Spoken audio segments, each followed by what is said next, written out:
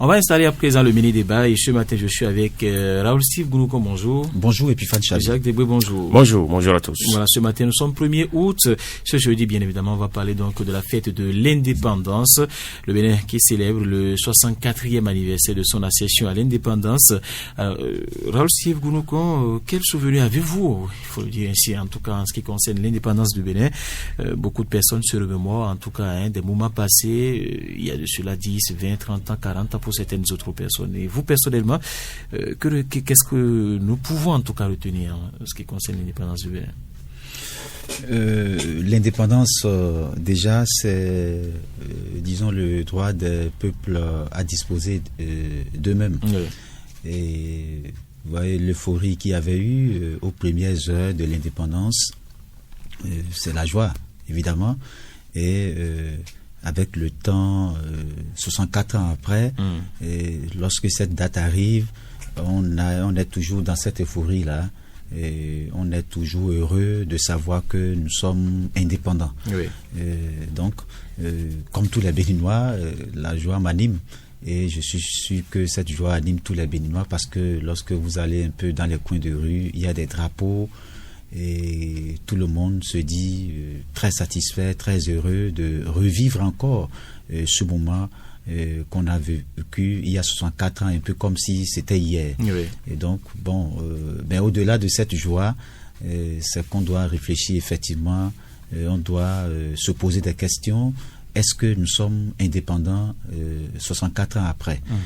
Parce que l'indépendance suppose que nous avons par exemple la sécurité alimentaire, l'indépendance suppose que nous avons une autonomie énergétique, l'indépendance suppose que nous vivons bien, nous avons connu le développement et que nous avons souhaité. Alors si c'est juste des exemples que je prends comme ça au pif, alors si on se pose la question de savoir si nous ne sommes pas satisfaits par rapport à ce que je viens de citer, c'est qu'on doit se dire que nous avons encore du travail. Et lorsque à l'analyse, lorsqu'on voit 64 ans après, on se dit que peut-être on peut mieux faire. Parce que c'est vrai que chaque dirigeant a fait ce qu'il a pu en termes de développement, mais ce qui n'a pas bien marché, c'est que nous avons connu des modèles de développement, nous avons connu, c'est-à-dire que chaque dirigeant vient avec son modèle de développement, sa façon de gouverner. Et donc, on n'a pas connu un système qui a permis au pays de se développer réellement.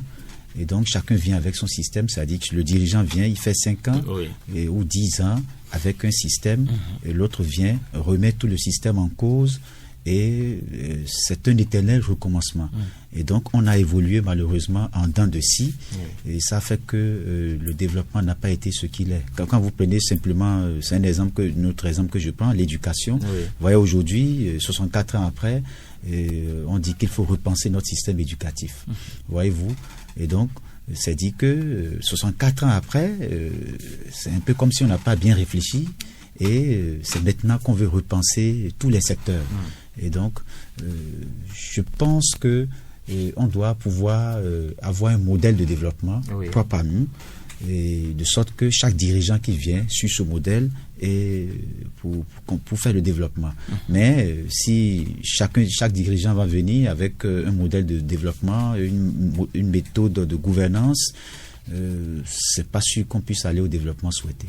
Alors, Jacques Debré, est-ce que 64 ans après aujourd'hui, est-ce qu'on peut se satisfaire des réalisations, ou je dirais des accomplissements sur presque tous les plans? Raoul a pris par exemple le plan de la sécurité et du développement. Est-ce que vous personnellement vous êtes satisfait aujourd'hui, 64 ans après, de ce que notre pays est devenu? C'est plutôt un bilan mi-figue, mi-raisin, je dirais, parce que c'est vrai, on dira qu'on est indépendant, ce n'est plus le colon qui est dans l'administration, c'est nous-mêmes qui choisissons nos dirigeants, président de la République, représentants à l'Assemblée nationale, c'est nous-mêmes qui nommons les directeurs généraux, départementaux, en tout cas tous les cadres de l'administration. C'est pas le blanc qui vient désigner ces personnes-là à nos places. On peut dire qu'il y a quand même une certaine indépendance à ce niveau-là. Maintenant, en termes de développement réellement sur le terrain, je crois qu'on a encore du chemin à faire. Raoul vient de citer rien que l'exemple de l'éducation. Voyez-vous où est-ce qu'on en est aujourd'hui? C'est le système qu'on a hérité du colonisateur, qu'on continue toujours pas à traîner jusqu'aujourd'hui avec un taux élevé normalement de chômage et de sous-emploi, même si les statistiques officielles tentent de nous faire croire le contraire. Donc je crois que là déjà, ça pose véritablement problème. Lorsque vous voyez notre tissu économique, j'en ai parlé hier dans la rubrique Monde de l'écho, on a encore beaucoup de chemin à faire à ce niveau parce que on n'est pas encore indépendant économiquement, on n'arrive pas à faire face à nos charges financières, à nos charges économiques.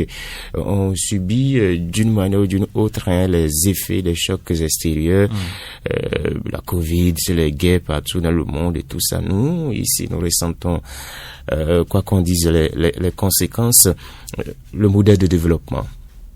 Chaque président vient, il fait ce qu'il peut, il part, l'autre vient, il casse tout.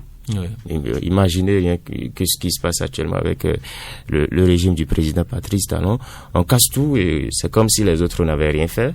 Et il n'y a pas un modèle type où chaque président est pratiquement obligé de se calquer sur ce modèle-là pour le développement de notre économie, pour le développement de notre pays. On a parlé de Bénin Alafia 2025 qui n'est resté que dans les tiroirs, au projet resté dans les tiroirs qui n'en servit pratiquement à rien. On est en train de vouloir mettre en place, comment ils ont appelé ça, Bénin Vision 2060. Là encore, je me demande si on pourra véritablement appliquer ce programme-là parce que le président qui viendra en 2026 viendra lui aussi avec ses idées, avec tout ce qu'il sait faire et il va vouloir casser tout ce qui a été réalisé. C'est bien dommage, il faudra qu'on arrive à asseoir des institutions fortes.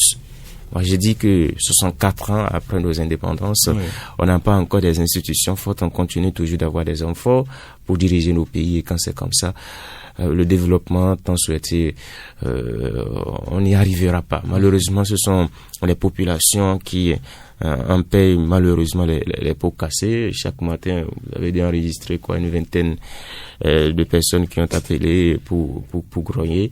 Il n'y a pas de rue ici, il n'y a pas d'eau, il n'y a pas d'électricité. Les questions simples de développement. Et je vous parlais de la faim qui sévit en Afrique. En Afrique, quand ce matin, voilà. On parle d'indépendance, doit pouvoir régler le problème de la faim. On n'a pas encore réglé le problème de la faim en Afrique et au Bénin en particulier. Le prix du maïs vient tout le temps nous rappeler qu'on a encore du chemin à ce niveau-là. Donc, bref, développement célébré, oui, mais concrètement, il y a encore beaucoup à faire pour assurer véritablement l'indépendance de notre pays. Alors, Raoul Sebounoko, les défis à relever, 64 ans après, on peut aisément dire qu'il y a beaucoup, en tout cas, de défis à relever. Pour vous, quels sont les plus urgents? Le plus urgent, je pense, c'est le modèle de développement. Et, vous voyez, Jacques a cité, on a parlé de Bénin Alafia, Bénin Vision 2060. Il a dit, en 2026, imaginez si les rupturiens ne revenaient pas, et que c'est un exemple, je prends comme ça, si c'est les démocrates, c'est qu'ils vont remettre tout en cause. Et ça va reposer le problème que je disais tout à l'heure. On a connu des cassures systémiques. Donc le système même est à repenser. Le modèle de développement, il faut qu'on ait un modèle propre à nous et que tous les chefs d'État qui viennent doivent s'inspirer de ce modèle pour, disons, étaler leur politique. Mais toutes les fois que chacun viendra mettre en place son modèle de développement, disons, son mode de gouvernance, c'est on va toujours évoluer en dents de scie, malheureusement. Donc je crois que le premier chantier, c'est déjà ça. Mais il faut reconnaître quand même que tous les dirigeants qui sont passés ont pu faire quelque chose. Et quand vous prenez depuis 90, où on a commencé, pas depuis 90, même bien avant, depuis 60, il y a eu un travail qui a été fait, même si sur le chemin, on a connu assez d'instabilité sur le plan politique. Et chaque dirigeant a quand même fait ce qu'il a pu. Mais si véritablement on va vers un modèle de développement, vous allez voir que 64 ans après, on ne serait pas en train de dire il faut repenser le système éducatif, il faut repenser notre sécurité, il faut. Et il y a beaucoup d'aspects sur lesquels on est obligé donc de faire encore appel aux colons qui sont partis, et de sorte que c'est un peu comme si on est toujours au biberon. Et donc, je pense qu'à ce niveau, il y a un problème qui se pose. Et l'autre chose, c'est que on a aussi forcément calqué notre modèle de développement sur le modèle occidental. Oui. Non, nous sommes africains. Il faudra changer.